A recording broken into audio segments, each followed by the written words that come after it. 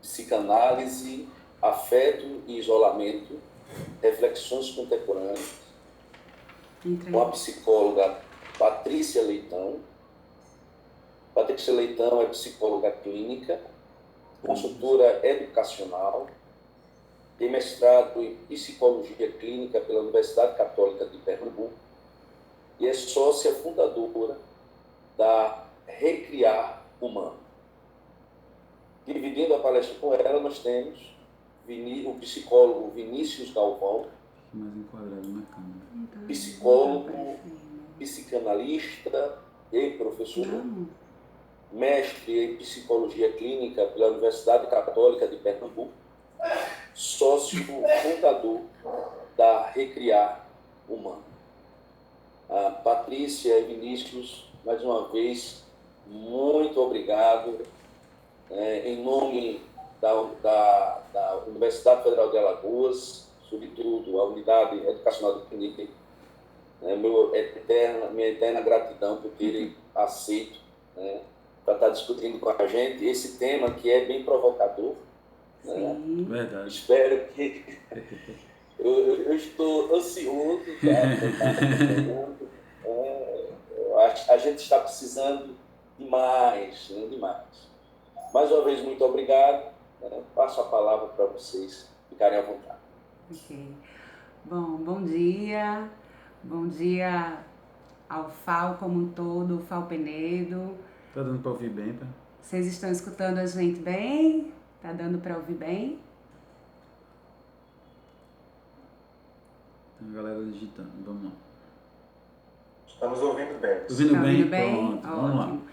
Então, nós que agradecemos, não é, professor Diógenes, ainda não tivemos o prazer de nos conhecer, mas eu brinco dizendo que sou sócia aí da UFAL, pessoal aqui de Penedo, né? Temos uma parceria bem importante para mim, para nós da Recriar, porque em vários eventos, né, em várias situações, os professores nos convidam para conversar um pouco sobre a dimensão tão importante que é a dimensão humana, não é?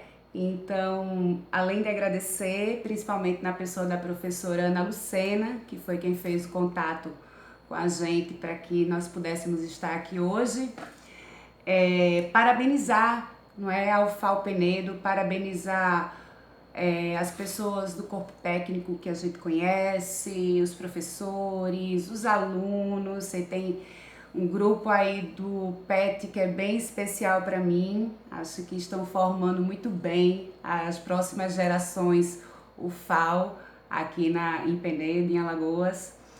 E parabenizar justamente pelo espaço que vocês sempre convocam, né, para o humano, para o ser, dentro da perspectiva com a qual vocês trabalham aqui em Penedo, porque são cursos que não necessariamente, não é, convocam aos estudantes e o público em geral para refletir sobre o ser humano, mas aqui em Penedo existe essa diferença, não é? Existe essa importância que os cientistas aqui da UFAL dão a essa dimensão que é fundamental, né? Estamos vivendo aí tempos de colocar tudo isso em questão e é por isso que a gente está aqui abrindo esse evento fantástico. Então, parabenizamos por essa oportunidade, né, de falar sobre o lugar que a gente conhece, falar da nossa ciência aqui para vocês e parabenizar pelo evento, um evento online dessa magnitude. Realmente vocês estão mais uma vez aí inovando e de parabéns. Passo a palavra agora um pouquinho para Vinícius e a gente vai num bate-papo conversando sobre esse tema tão desafiador, como vocês falaram aí. É isso aí. Bom dia, pessoal. Obrigado aí aos professores, né? O convite aí da Ana, o André, o Diógenes e os demais colegas professores aí também que falaram, né? Todos os outros também que estão envolvidos e que não falaram, mas que estão aí, os alunos, né? Todas as pessoas também de fora do ambiente acadêmico, né? E dizer para a gente que é uma honra muito grande a gente participar, fazer a abertura, né, desse evento, ao mesmo tempo é um desafio e uma responsabilidade, porque o nosso trabalho, a nossa pegada, ela vinha sendo até 2 meses atrás mais presencial, mais no nosso espaço lá, no nosso auditório, sala de aula, né, palestras, eventos. E com a pandemia, a gente de alguma forma foi obrigado, entre aspas, a trabalhar mais a rede social da empresa, trabalhar o nosso YouTube, né? Quer dizer, eu tenho feito minhas aulas todas pelo YouTube, Patrícia também está com uma produção assim muito bacana de vídeos, né? Tanto para a galera que vai fazer Enem, para os pais, para cuidadores. Então tem sido um período muito difícil para todos, né? Um desafio muito grande, mas ao mesmo tempo um período de descobertas, né? Um período de criatividade, um período onde as pessoas que estão saindo daquela estagnação, do impacto em si do problema social como um todo, muitas têm feito referência justamente a isso, gente que começou a cozinhar, isso até aconteceu aqui em casa, eu já tinha jeito para fazer uma comidinha, uma coisa ou outra, mas aí aprendi a fazer um feijão mais bem feito, enfim. E a gente vai dividindo isso, né, e vai realmente pondo em questão, como a Patrícia disse, paradigmas que na verdade já deveriam ter sido rompidos e que estão sendo rompidos a partir dessa nova realidade, né? Então, nesse sentido, assim, falar um pouco brevemente aqui sobre o nosso percurso. A gente se conheceu na faculdade, né, mais especificamente na biblioteca, e estudando junto, quer dizer, temos uma diferença de idade e nos formamos aí, eu em 2004, Patrícia em 2005, né? Mas esse amor em comum pela psicologia, em especial pela psicanálise, né? E tudo que a gente conversava desde essa época lá de faculdade, quando inclusive fizemos, né, a primeira viagem, a primeira vez que eu trouxe ela para Penedo, para ela conhecer e tudo mais. Então a gente compartilha realmente um universo de conhecimento, de cultura, de música, não é, de alegria, de diversão, enfim, essa é um pouco a nossa vida aqui.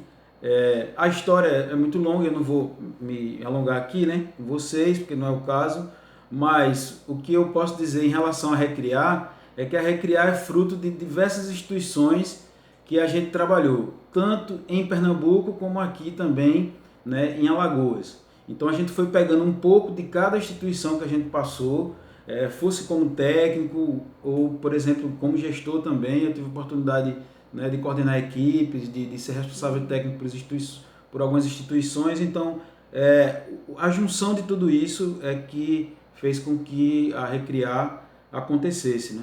E a nossa visão de mundo, a nossa visão, mesmo antes de pandemia, né, já inspirados, né, pelos professores que a gente teve, por todos os campos de debate, né, sobretudo na Faculdade Exuda e na Universidade Católica de Pernambuco, mas outras instituições também, como o CPPL, né, o Centro de Pesquisa em Psicanálise e Linguagem, e a Gestos, foram as duas principais referências da gente lá em Recife, né? E a nossa visão, a partir disso tudo, é o quê? É a de que o ser humano, ele está em constante desenvolvimento, ele está sempre sendo desafiado, e existem pessoas que são extremamente rígidas, e essa rigidez faz com que elas, né, não evoluam emocionalmente, não evoluam afetivamente, inclusive gerem dificuldade de relacionamento com outras pessoas, né? Mas, por outro lado, as pessoas que têm mais uma abertura, né, do ponto de vista da subjetividade, essas estão em constante desenvolvimento. Então, a nossa visão de ser humano, a nossa visão do mundo acadêmico, da sociedade como um todo, é uma visão realmente desenvolvimentista, ou seja, o ser humano é algo que nasceu para dar certo. Não significa que não hajam muitos erros, né, e falhas aí na nossa sociedade.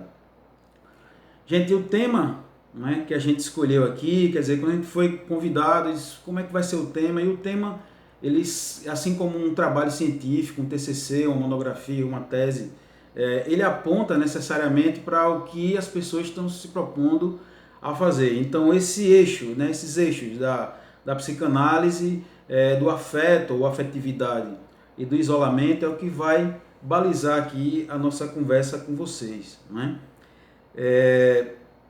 No que diz respeito à psicanálise, a psicanálise é um campo do saber. Freud não tinha uma definição, ele terminou morrendo sem escolher exatamente se era uma ciência, se não era uma ciência, mas o caráter marginal que até hoje a psicanálise tem, o caráter revolucionário, o caráter contemporâneo também, é algo que faz com que até hoje vale a pena e seja realmente impressionante a quantidade de questões que Freud levantou lá com os colaboradores dele há 120 anos atrás, né? E nesse sentido, a gente destaca a questão da afetividade, é lógico, né? E o isolamento social, o distanciamento social, realmente como um grande desafio, né? E não só um desafio, mas como uma espécie de reinício, recomeço de uma sociedade, já que isso tem afetado a todos, inclusive até do ponto de vista da cultura. Então, por exemplo, a gente não tinha determinados hábitos mais rígidos de limpeza, de higiene, mas as culturas orientais, onde a gente sabe que já existiam outras formas de pandemia, onde, por exemplo, o sujeito ele não anda no metrô, se ele tiver com um pouquinho de resfriado, ele já usa máscara e tal. Então isso, se você pegar um vídeo dos anos 80, você vai ver lá os japoneses, os chineses usando máscara, porque isso é próprio da cultura deles, né? Você vê também o restaurante japonês tradicional, tudo que a pessoa tira o sapato e deixa na entrada, né? Justamente porque através do sapato viram bactérias, sujeira e tal, e a questão do contato, né? Do pé com o chão, né? Todo o valor simbólico e energético que isso tem, né? Então a psicanálise, o que eu vou falar aqui da psicanálise para vocês, e na abordagem de Patrícia ela vai trabalhar também, diz respeito a um recorte, tá, gente? Um recorte só, porque é um tema muito amplo, né? E não é o objetivo que isso seja aqui uma aula de psicanálise, mas sim um recorte no sentido do que esse saber, né? Do que as descobertas de Freud, algumas em específico, né? Podem trazer para a gente no sentido de ampliar a reflexão sobre tudo isso que a gente está vivendo. Então, a psicanálise ela surge aí no final do século XIX, né? No final do século XIX, a partir de quê? A partir de uma inquietação de Freud. Freud era um sujeito inquieto e apaixonado pela ciência, e ele tinha uma série de questionamentos, em específico, o que fazia com que determinadas patologias surgissem. Porque a visão que existia na época era do sofrimento emocional como algo simplesmente biológico, ou apenas biológico. E ele não se conformava com essa visão. Ele dizia, não é possível que é só isso. Não é possível que não hajam influências de outras áreas, da dinâmica, a convivência das pessoas, os traumas. E então, tudo que vinha sendo trabalhado em relação a determinados pontos, como por exemplo a morte, né, e a própria afetividade, que era tratado apenas pela teologia e pela filosofia, né, principalmente essas duas ciências, passaram a ser trabalhados e aprofundados através da psicologia e também da psicanálise, né? Então Freud ele é visto, né, junto com Nietzsche e Marx, como são os mestres da suspeita, né?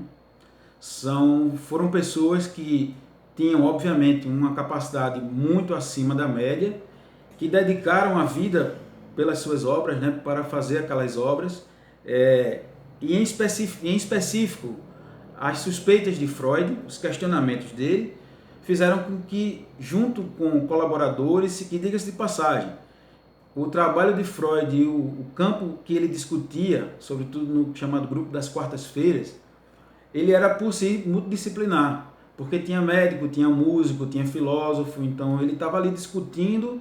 Ele, apesar de um certo rigor científico, ele também tinha uma abertura para o que essas pessoas iam dizendo para ele e tudo mais, né? E essa investigação fez com que ele descobrisse o inconsciente, mas o inconsciente enquanto lugar, não é o inconsciente da pessoa, sei lá, bebeu um monte de cachaça, ficou inconsciente, ou levou uma queda da moto, bateu a cabeça e ficou inconsciente. Não, é inconsciente enquanto lugar, é inconsciente enquanto a interioridade do sujeito, né? Sobretudo no que diz respeito aos afetos, aos traumas, mas também às potencialidades, né? Tudo que existe de histórico na gente, né? E inclusive o fato de, por exemplo, não existir registro de tempo. O inconsciente ele é atemporal. Então é por isso que quando uma pessoa na terapia fala de algo que ela viveu há 10, 20 anos atrás, ela fala com uma carga de afeto muito grande. Por quê? Porque aquilo ainda está muito presente. Aquilo não está colocado ali nessa área do inconsciente, nesse lugar, como algo que foi vivido há 20 anos atrás, mas sim como algo que foi vivido ontem, né? Em função disso, de não existir uma relação de tempo no inconsciente, né? E aí, dentro desse processo de investigação, Freud, na verdade, ele inaugura a escuta, que a gente chama hoje de escuta clínica, ou que mais tarde ele descobriu e nomeou como cura pela fala. E como foi que ele descobriu essa cura pela fala? Como foi que isso aconteceu? Primeiramente foi a duras penas. Ele foi pegando um pouco de cada coisa que ele ia estudando, vivendo e, sobretudo, ouvindo de médicos mais experientes, né? E aí vale a gente destacar aqui Jean Charcot, um dos maiores médicos da França nessa época, e Joseph Breuer, que foi um parceiro dele, com quem ele escreveu o livro Estudos sobre a Histeria. E o que é o livro Estudos sobre a Histeria? São relatos clínicos de atendimentos que eles faziam, né? E nesse processo de atender, experimentar, nessa alquimia em busca de um método que chegasse a essa interioridade humana, foi que eles descobriram a associação livre, que é o que a gente usa até hoje na psicanálise. O que é que a gente diz para o paciente, né? Após a segunda entrevista ali e tal, e quando a gente vai combinar como funciona, explicar como funciona, a gente convida a pessoa a dizer tudo que ela estiver sentindo, né? Sem uma preocupação de se aquilo é moral, se aquilo moralmente aceito, né? Ou se aquilo é certo, se é errado. Não, a gente não trabalha com esse recorte moral. A gente trabalha com a subjetividade, o jeito de ser de cada pessoa. Então, até mesmo quando a gente entra em discussão mais aprofundada sobre a questão de gênero, por exemplo, a gente vai ver que isso já estava lá na obra de Freud. E não só estava na obra de Freud, como já estava na obra de Freud e falado e descrito sem preconceitos. Então, essa, entre outras, é o que aponta, né? São coisas que apontam essa genialidade de Freud. E nesse sentido, né, da cura pela fala e da associação livre, o que é que ele descobriu? O que é a cura pela fala? É o processo da pessoa falar e os sintomas que a pessoa sente diminuírem. Então, às vezes a pessoa diz assim, por que eu vou pagar um psicólogo, por que eu vou pagar um psicanalista, se eu posso conversar com meu amigo? Primeiro, o seu amigo, ele não vai dizer o que você não quer ouvir. Por ser seu amigo, ele vai ter aquela, né, aquele milindre e tal, aquela coisa, né? Segundo, por fazer parte da tua história, ele não tem como ser isento sobre o que você está dizendo, né, em relação ao que você está dizendo. E aí a psicanálise, ela vai justamente destacar, né, e Freud descobriu, e até hoje a gente também trabalha nessa perspectiva, relativa à importância dinâmica dos afetos. Então, quando a gente fala de afeto, de afetividade, a gente está falando de relacionamentos, a gente está falando de família, a gente está falando de namoro, a gente está falando de estudo, a gente está falando de praticamente tudo, né? Porque tudo isso aponta para uma questão fundamental, que é a da subjetividade, né? Então, quando a gente colocou aí reflexões contemporâneas, isso significa dizer o seguinte, que a psicologia, ela necessariamente tem que estar conectada com o tempo que nós estamos vivendo, né? Não é aquela coisa do método lá atrás que Freud falou e que, infelizmente, né, a partir de pessoas que chegam de outros profissionais, que às vezes até a família viaja para Aracaju, para Salvador e tal, para fazer terapia, Maceió, e quando volta, a pessoa, além do custo que teve para se deslocar e tudo mais, Às vezes acontecem algumas queixas no sentido de que os profissionais meio que tiveram pressa, ou logo numa primeira sessão já começaram a interpretar. Então a coisa não funciona assim, né? O tempo, como se o tempo do inconsciente, se o inconsciente é atemporal, então a demanda das pessoas que procuram nosso serviço e o modo como ela vai se expressar durante o processo também é atemporal.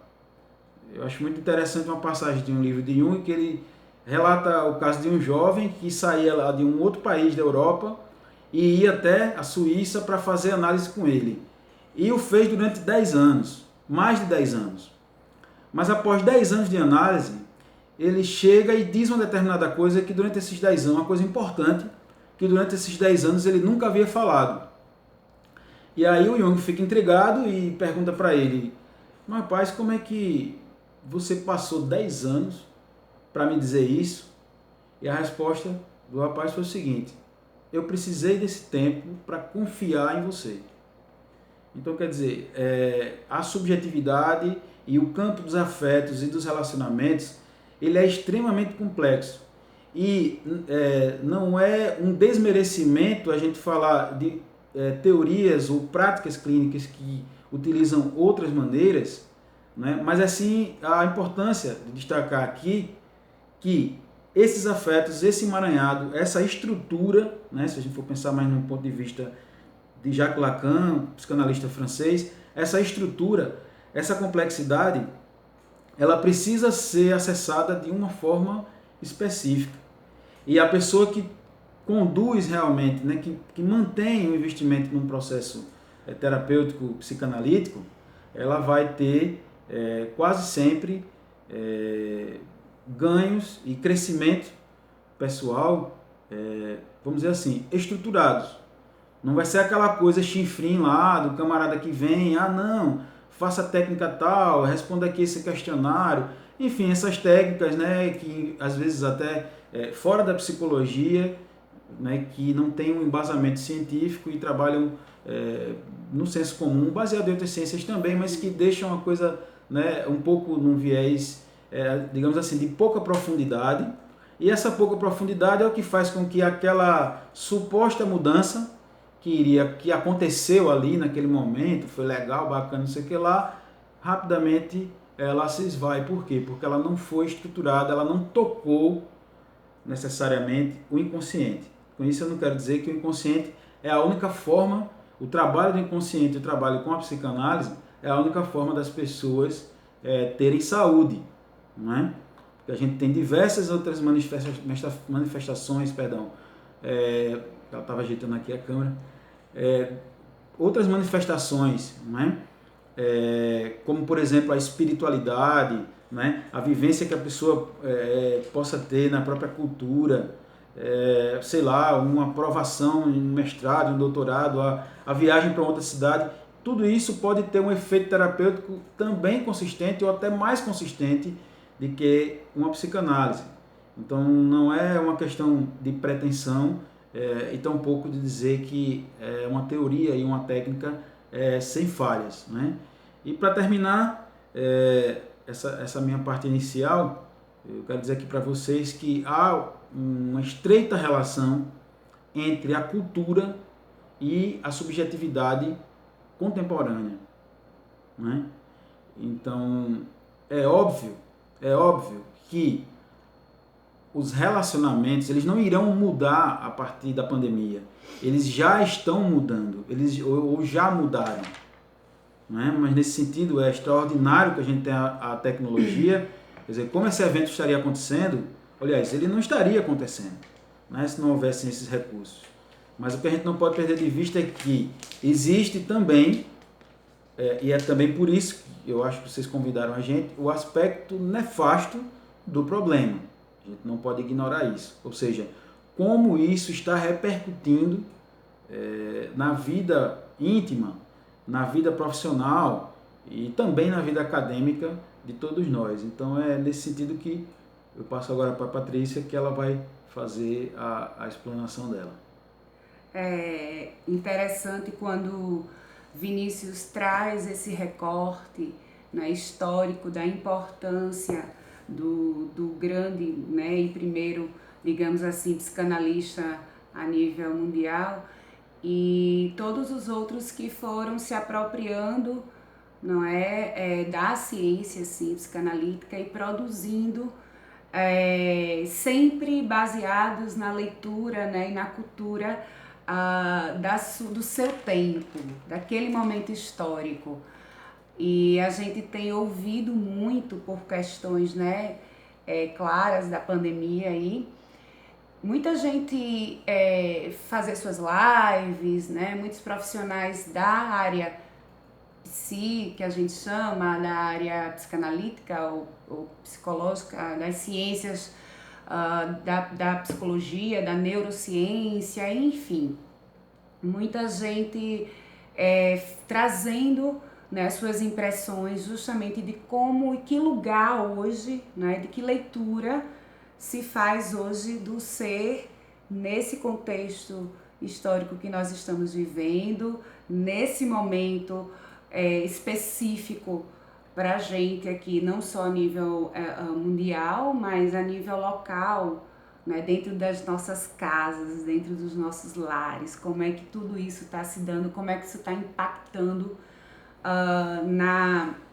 nas nossas relações, não é? Nas nossas relações mais íntimas, desde as mais íntimas até as mais complexas, né? Das pessoas que a gente costuma nos relacionar no mundo, na rua, via internet, enfim, no mundo do trabalho, na universidade, enfim, vários lugares onde a gente circula e precisa circular. Mas esse recorte que Vinícius trazia é muito interessante para a gente questionar ainda hoje, não é, o status o lugar na realidade que a psicologia e a subjetividade, melhor dizendo, o lugar que a subjetividade ainda ocupa, né, no ponto de vista de um imaginário social que trata as questões de subjetividade como algo não importante, não é? Certa vez a gente tive a oportunidade de estar aí palestrando para o curso de biologia e levei justamente esse debate porque nós temos nosso ranço ocidental de nos focarmos sempre na questão biológica, não é? Então, para todas as doenças, o primeiro exercício, não é, que a gente realiza é de procurar onde é que biologicamente aquilo ali tá me machucando, onde é que tá aquela doença ali. Então, vamos para o médico, vamos investigar, vamos examinar. E o que a gente vê hoje, né, o que a gente lê hoje da nossa sociedade, o que a gente vê claramente através do trabalho que a gente desenvolve, e aí eu já falo, né, da prática clínica, realmente de escuta, essa escuta, como o Vinícius bem colocou aí, que é centenária, não é? E que diz muito do ser humano, da sua subjetividade e da forma como ele se relaciona com o mundo. Então, acho que é muito inteligente, né, muito pertinente nós começarmos a pensar que o ser humano não é só carne, nós não somos só esse pedaço de carne e ossos que ali no raio-x vai identificar onde é que está doendo, não é? Muitas vezes, e diga-se de passagem, o que chega para nós nesses 15 anos de atuação profissional, mais de 15 anos, é a dor que não tem lugar no físico, não é? É claro que ela dói fisicamente. Quem de nós aqui nunca sentiu, no mínimo, uma dor nessa região lombar, não é? Ou dor no pescoço, dor no estômago, porque está preocupado, porque está ansioso, porque está estressado, porque está com algum problema que não tem uma resolução rápida, não é?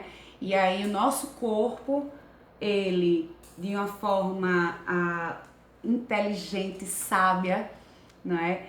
e que Freud se debruçou ali para entender como é que se funcionava, que dor é essa que paralisa a pessoa, não é? E que diante de todos os melhores exames clínicos, e hoje nós temos os exames, por exemplo, da máquina, da tecnologia, mas na época, mais de 100 anos atrás, eram exames realizados clinicamente, então não tinha como mapear o que é que estava ali no osso, o que é que estava ali naquele músculo, naquele órgão, mas existia paralelamente, né, uma clínica muito desenvolvida, muito bem estruturada.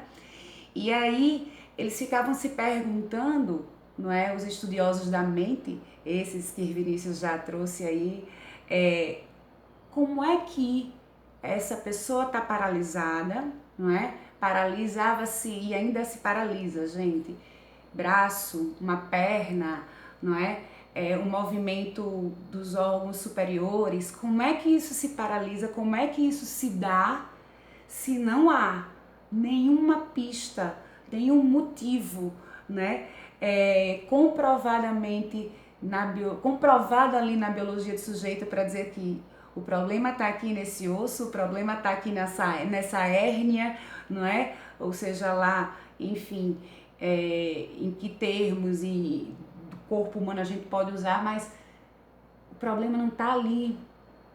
O problema muitas vezes está justamente centrado e focado na forma como esse sujeito lida com ele, com as questões mais íntimas dele, com a história dele, como é que esse sujeito lida a partir de tudo isso com o mundo.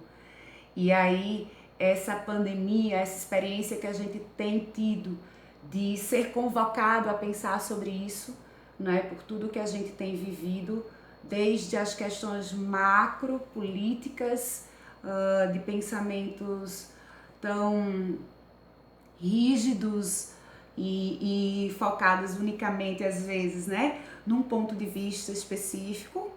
Então, a gente sente e vive isso do ponto de vista macro, mas a gente vem aqui para falar para vocês como é que isso dói e onde é que isso está machucando no ponto de vista íntimo, micro, né? Dentro de cada um de nós. E, obviamente, isso se trata de um processo muito singular. É difícil a gente trazer aqui uma teoria, né? Toda formatada, toda formuladinha, como uma receita prática. A gente poderia perfeitamente elencar pontos, né, como lidar com o isolamento da melhor maneira possível. E a gente traria pontos específicos, faz isso aqui, toma essa listinha, que vai dar tudo certo, você vai ficar feliz. Isso não existe, né? É claro que diante de muito estudo, principalmente, né, dessa área neurobiológica, neurocientífica e com a tecnologia, nós hoje temos acesso a pontos específicos do ponto de vista do humano que podem colaborar muito para que a gente se desenvolva e tenha um dia melhor e saiba onde buscar, por exemplo, serotonina, não é? Neurotransmissores, química positiva que me faça me sentir bem, que me faça me sentir melhor. Então, para isso tem o exercício físico, para isso temos os remédios, para isso temos várias formas, não é, de abarcar aí tudo que a tecnologia vem nos dando, nos ensinando para que a gente viva melhor. E é justamente esse aspecto que a gente quer enfatizar aqui, não é? Primeiro, só voltando um pouquinho na minha fala, há esse preconceito muito grande que ainda existe diante do adoecimento mental, não é?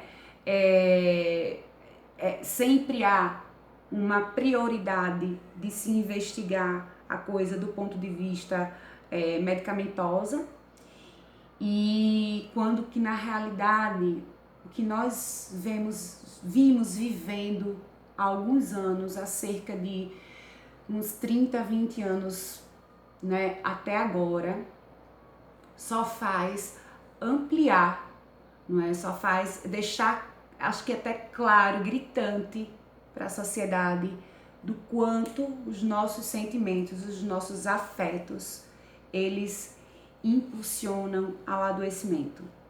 Né? Tem até uma frase freudiana também, que ele diz: quanto mais o afeto estiver ali sendo sufocado, né, mais ele vai dar um jeito de vir à tona. E aí como é que esse afeto sufocado, mal interpretado, traumático, vem à tona?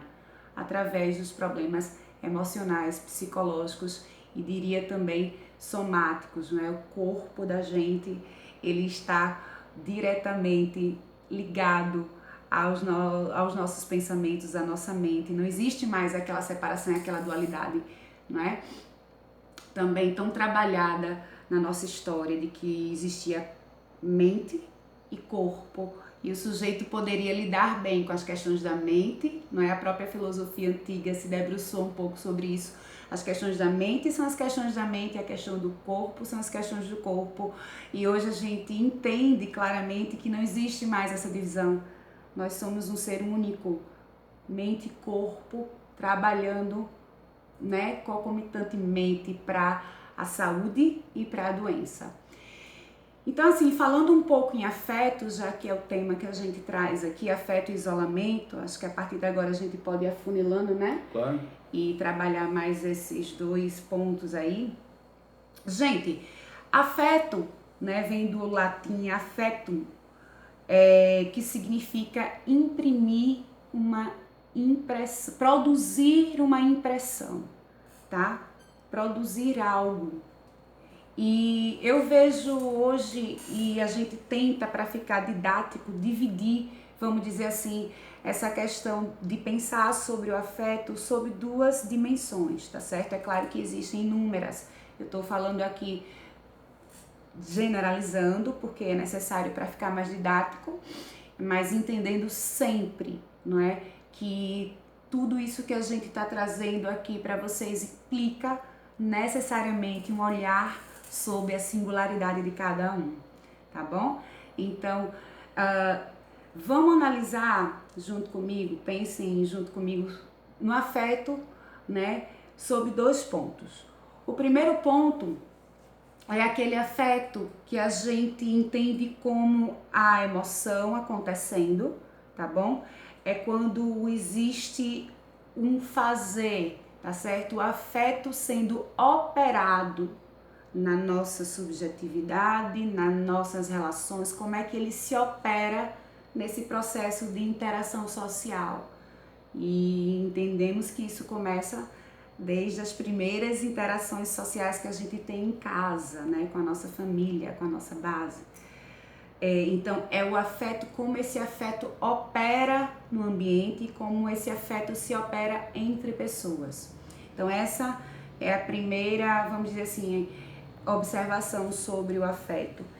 E a segunda é como que esse afeto ele pode se converter, se converter enquanto algo espiritamente falando, como eu sinto, né? Não só como eu opero com o meu afeto, quer dizer, como eu me dou, como eu lido com aquilo que me afeta no meu ambiente, nas minhas relações, mas também como o afeto penetra em mim e como é que eu lido com o que me toma afetivamente falando. Então, nesses tempos agora, onde isso tem ficado tão, digamos assim, essas questões têm ficado muito em alta devido à necessidade do isolamento, né? E aí, do mesmo modo que eu trago pensar o afeto sobre essas duas, vamos dizer, essas duas dimensões, também é preciso a gente pensar nessa operação do afeto e também nessa introspecção, digamos assim, da forma como esse afeto, né, entra e penetra dentro da gente, também numa dualidade positiva, mas também pode estar ocorrendo, sentindo, acontecendo de uma forma muito negativa. Não é? Então existem também essas duas dimensões bem interessantes. Claro que elas são dimensões, digamos assim, norteadoras. Entre o positivo e o negativo vão existir várias outras possibilidades, mas de uma forma genérica, não é? Tem pessoas que estão lidando com o isolamento de uma forma positiva, porque certamente tiveram a oportunidade de ter na sua história, no seu ambiente, uma construção facilitadora, certo? No sentido de relação com o outro. E é nesse ponto que a psicanálise, né, e que nós centramos o nosso discurso, quer dizer, como é que você estabelece essa relação com o outro? E esse outro entenda como um outro que é importante, um outro que é fundamental para que você exista também enquanto ser. Então esse outro pode ser sua mãe, esse outro pode ser a tua família, ampliando, não só personificada em um único sujeito. Esse outro pode ser o trabalho, esse outro pode ser, e muitas vezes é a cultura. Então, o que é que a gente tem percebido hoje? Em que lugar essa cultura, né, essa cultura de massa está ocupando nas nossas subjetividades?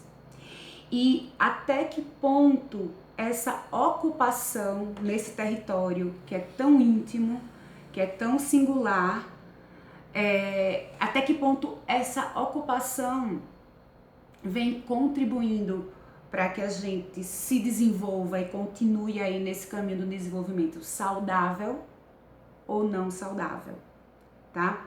Então, as falas são muito variáveis, né? O que a gente tem visto, o que a gente tem escutado são de pessoas que conseguem ficar muito bem no seu isolamento familiar. São pessoas que não estão suportando mais, né? Podem levantar a mãozinha aí, viu? Alguém que quiser falar um pouquinho sobre isso, ou se denunciar, não tem problema nenhum. Digitar, né? Levantar aí digitar eu leio. A mãozinha. Quem se coloca nessas posições que eu estou tentando aqui desenhar um pouco. Então, tem pessoas que não estão suportando, não é, conviverem e estarem no seu ambiente familiar. Tem pessoas que estão lidando super bem com a solidão, por exemplo, pessoas que são sós, que moram só, que optaram por essa escolha de estar só e estão conseguindo lidar tranquilamente. Já tem outras pessoas que estão completamente, eu diria no termo, né, é algo muito mais profundo, mas vou usar a expressão popular, tá bom? Estão literalmente surtando, porque precisam ficar sozinhas e não têm o poder de circulação. Às vezes é bom estar só na sua casa, morar só, mas você precisa desse outro para interagir, não é? E aí, não tendo essa possibilidade do outro, rua, escola, trabalho, tem muitas pessoas que estão tendo extrema dificuldade de lidar com tudo isso.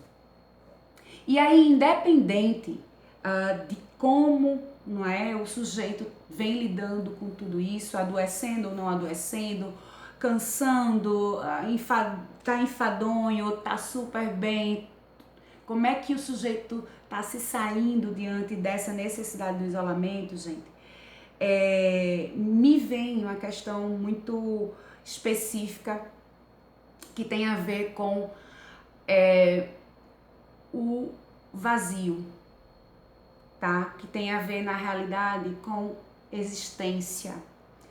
Esses tempos de isolamento têm nos trazido para dentro, né, de uma morada, não só física, minha casa, mas tem nos trazido para dentro de um lugar que talvez nós não estivéssemos habituados a frequentar, por incrível que pareça, né? Que é essa morada interna, esse ambiente íntimo, fechado, único, que a gente tem aqui dentro da gente. Então, essa dificuldade do afeto que se coloca aí enquanto basilador da relação humana, não é? Como é que eu afeto o outro, como é que eu me deixo afetar, sempre tem necessariamente a ver com o que eu tenho aqui dentro da minha morada, tá? E muitas vezes o que existe é uma construção oca, né? Não estou aqui dizendo que não existam sentimentos, personalidade, de forma alguma. Estou falando do sujeito que, quando tem essa necessidade de parar um pouco, não é? Se pensar, não é? De estar mais dentro da sua casa, estar menos na rua, estar com menos trabalho, estar interagindo menos. E diga-se de passagem, gente, que essa fala aqui é uma fala muito específica para aqueles que estão, creio eu, como a maioria de nós aqui nesse evento, tendo a oportunidade de estar em casa, trabalhando em casa, estudando em casa, como vocês, fazendo home office como a gente. Mas a gente não pode esquecer que existe uma gama, né, infinita aí de milhares de pessoas que precisam estar na rua, que precisam estar trabalhando, porque senão vão entrar em situação de colapso realmente no sentido de subsistência, não é? Então, acho que uma fala para essas pessoas tão lutadoras realmente seria em um outro nível, em outro contexto, né? Que fique claro aqui que a gente está tentando representar o isolamento no que a OMS tem colocado, né? Que nós que temos a possibilidade de realizar esse isolamento. E como esse isolamento tem impactado, não é?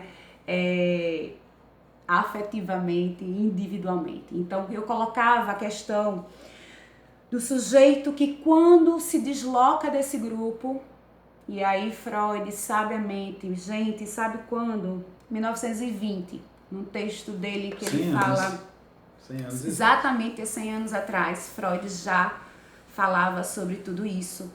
Tem um texto fantástico, aliás, vários, né? Mas esse que eu vou me apropriar agora só para concluir um pouco esse momento de minha fala, se chama Psicologia das Massas e Análise do Ego. E aí o Freud, nesse texto, ele se debruça a refletir como é a reação psicológica do sujeito em grupo e como é a reação do sujeito no isolamento. No isolamento, diga, naquela época, né, entende-se como só, o ser sozinho, como ele lida com ele próprio, né, esse é o psiquismo, e como esse psiquismo ele é elástico na medida em que abrem-se espaços para a intervenção do outro na vida do sujeito. Então, muito interessante a diferenciação que ele faz nesses dois contextos. E muito contemporâneo, muito real para o que a gente vive hoje, isso que Freud colocou, porque ele faz a seguinte análise. Das diversas, eu destaco essa. Ele faz a seguinte análise.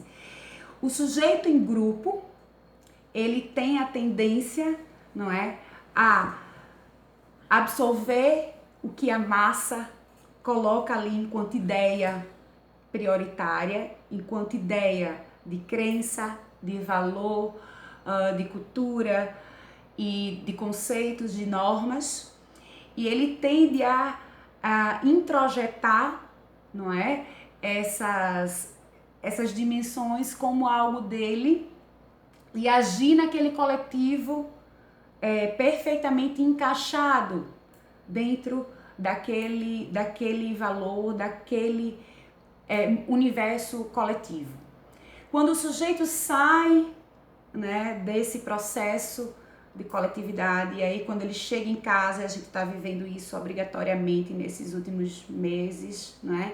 Quando o sujeito vai ali para o seu canto, para o seu lugar, para o seu ambiente, para a sua morada, como é que esse sujeito reage? Que referências esse sujeito construiu ao longo da sua trajetória para que ele entenda quem ele é.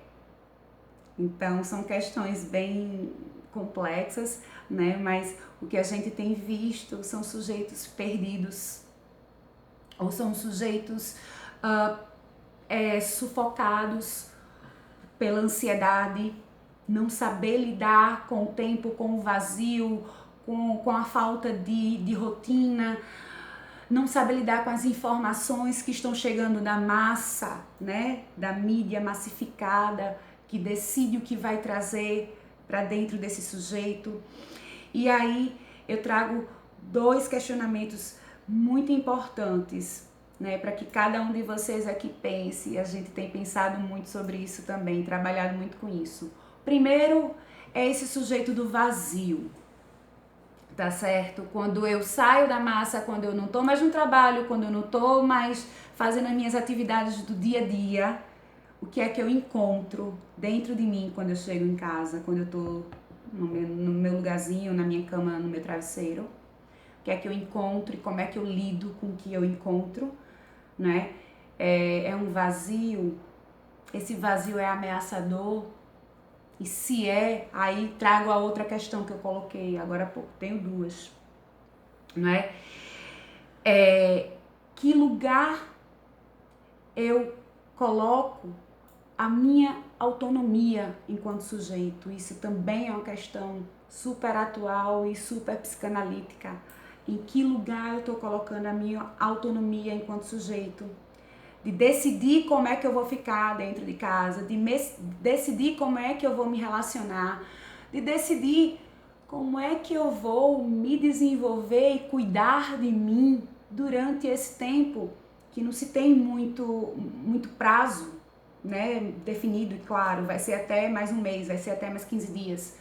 Independente disso, independente até de pandemia, né, o que a gente está dizendo aqui é justamente isso. A pandemia está sendo, vamos dizer assim, o processo disparador de uma leitura interna, de uma leitura singular que pode ser muito produtiva se o sujeito souber se apropriar dessa autonomia que ele tem para escolher, né, como ele quer viver.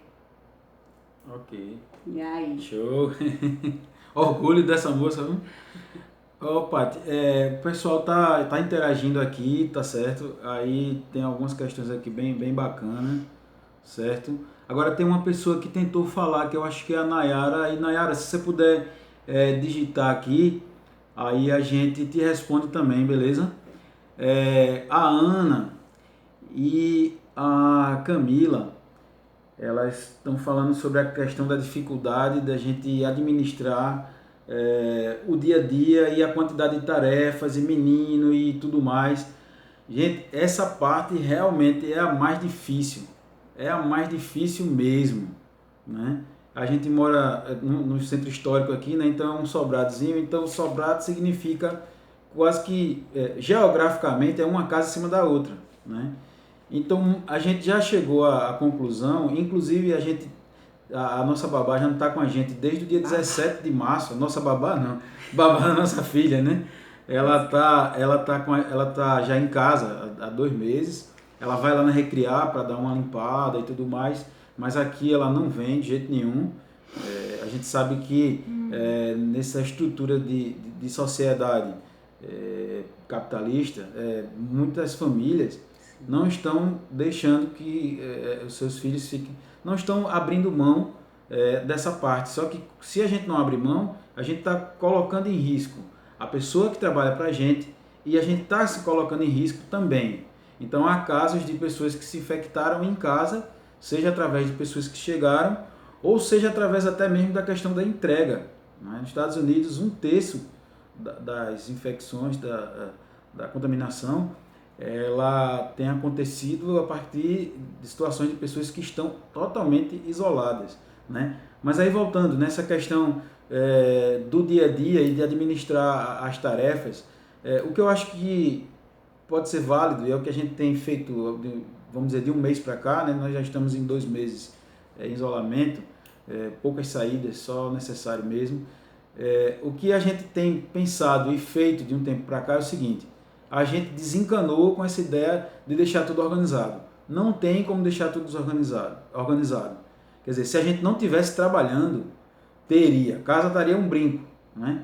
Mas trabalhar e arrumar e cozinhar é impossível. É impossível. E dar atenção a filho também, né? Isso. Na verdade, só um parêntese aqui na tua fala, Vinícius, é o seguinte, gente, o que eu dizia a respeito da cultura, né, midiática maciça que invade a nossa subjetividade, eu me lembro, e é uma fala bem clássica do pessoal da nossa geração aqui, mas eu acho que vocês mais jovens vão captar também, viu, Camila Porto, você que traz essa questão aí, sobre o comercial de margarina, não é?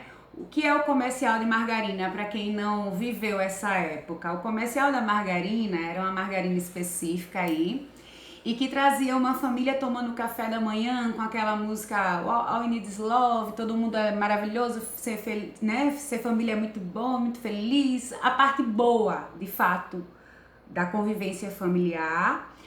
E nesse café da manhã, né, o comercial lá mostrava uma cena de café da manhã com todo mundo feliz. Então isso virou um chavão nas nossas gerações, né, e não sei se ainda permanece, de que assim, a família do comercial de margarina, quando a família é feliz ou quando a família precisa ser taxada como perfeita, vem esse chavão, não é? A família do comercial de margarina. E eu tenho visto, isso é tão perigoso, não é? Justamente essa mídia colocando como deve ser essa rotina em família, tá bom? Como é o ideal de família, como é o ideal de isolamento, né? Interessante, gente, estão se criando ideais de isolamento, que vai de encontro justamente a isso que a gente vem propondo aqui, quer dizer, o isolamento, ele não tem outra opção para hoje, mas o isolamento, ele também vai ser vivido de uma forma muito singular. E isso também diz respeito não só à singularidade do sujeito, mas à singularidade da família, não é? Não existe uma rotina, não existe, isso é muito importante que todo mundo entenda, que não existe um modelo clássico que vá se aplicar a todas as famílias e dizer assim, o ideal é isso aqui. Então, o ideal é o quê? Que as mães e os pais dividam as tarefas, cozinhem juntos, que os filhos colaborem, que limpe a casa, que arrume, que cozinhe, que também sobre tempo para trabalhar, para responder às demandas do trabalho. Isso não seria criarmos mais ilusões, não seriam esses modelos novamente propostos de goela abaixo e que a gente não para refletir se eu tenho condição humana de estar convivendo com esse padrão, de estar, né, absorvendo esse padrão dentro da minha casa.